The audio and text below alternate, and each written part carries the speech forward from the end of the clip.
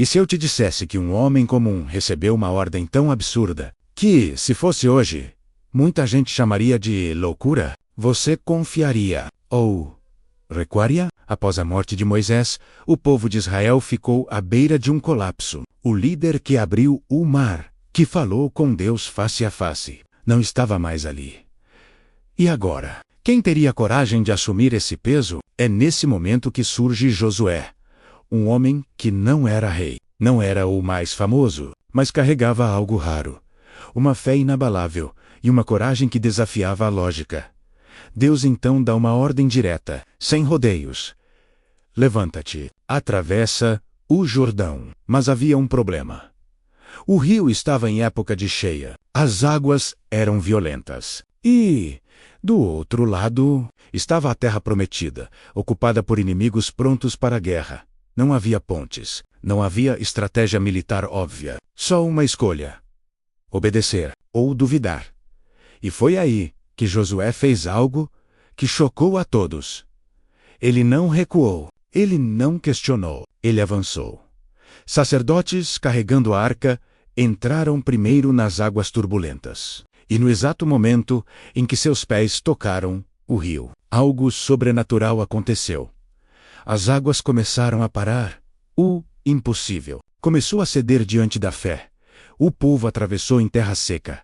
Mas isso era só o começo, porque o verdadeiro teste de Josué ainda estava por vir, e ele envolveria uma estratégia tão estranha que faria qualquer general desacreditar. Agora me diz, nos comentários, você teria coragem de dar o primeiro passo sem ver o milagre acontecer? Ou só acreditaria depois de ver? Se isso já te prendeu até aqui, prepara-se, porque o que vem a seguir vai desafiar tudo o que você pensa sobre guerra, fé e vitória. Do outro lado do Jordão, uma cidade se erguia como um símbolo de impossibilidade.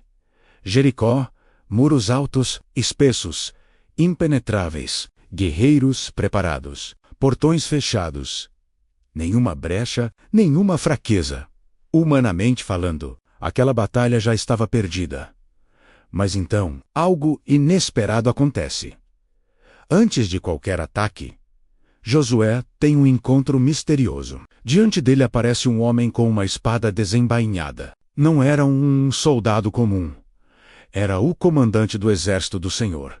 E a estratégia que vem a seguir não fazia sentido algum, nada de catapultas, nada de invasões noturnas, nada de táticas de guerra convencionais.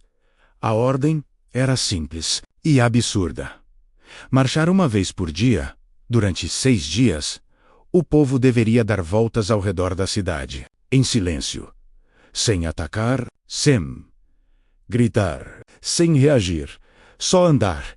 Imagine a cena: os inimigos olhando de cima dos muros, confusos, provavelmente rindo, zombando daquele exército que parecia não saber o que estava fazendo. Mas no 7º dia, tudo mudaria. 7 voltas, um grito, e algo jamais visto. Mas aqui está o ponto que muitos ignoram. Antes do milagre acontecer, houve dias de silêncio, de repetição, de aparente inutilidade.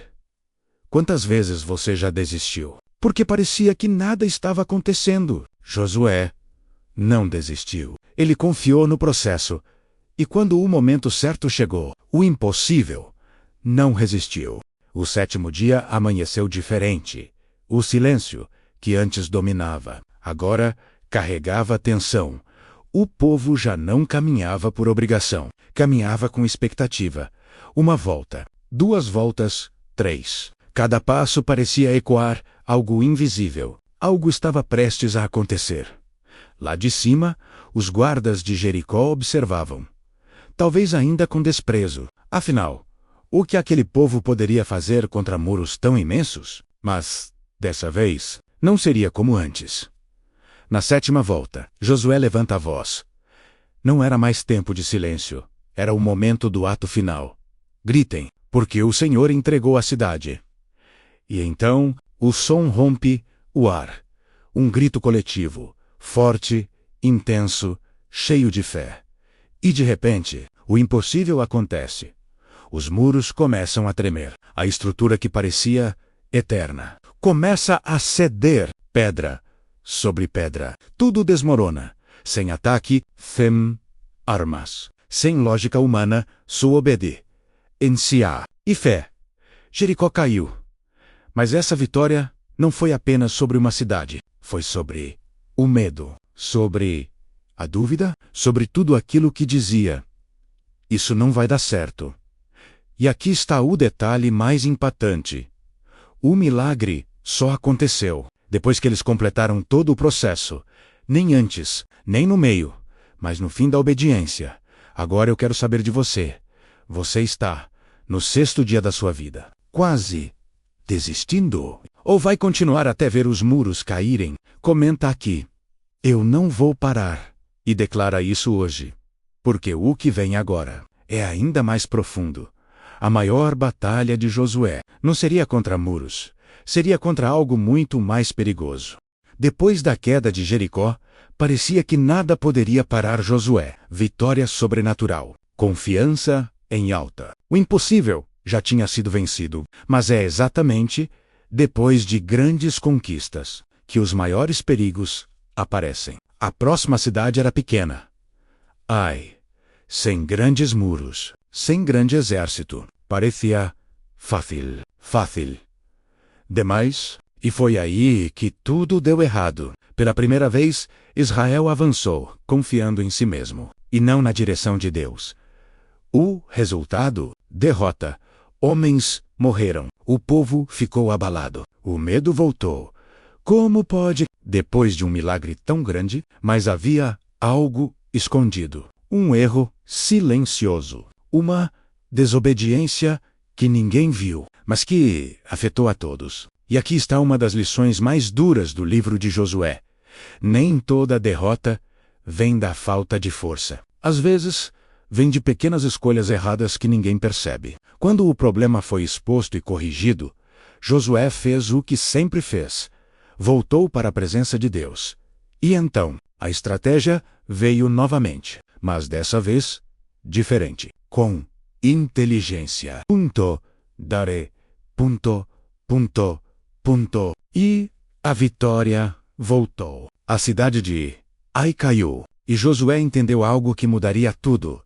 Não é sobre força. Não é sobre experiência. Não é nem sobre vitórias passadas. É sobre continuar dependendo de Deus. Todos os dias. Porque o verdadeiro guerreiro não é aquele que nunca erra. É aquele que aprende, se levanta e continua. E agora eu te pergunto. Quantas Jericós você já venceu, mas está tropeçando em pequenas na sua vida? Essa história não é só sobre um homem. É sobre todos nós. Sobre fé, sobre obediência e sobre nunca parar, mesmo depois de cair. Se essa história falou com você, então você já sabe.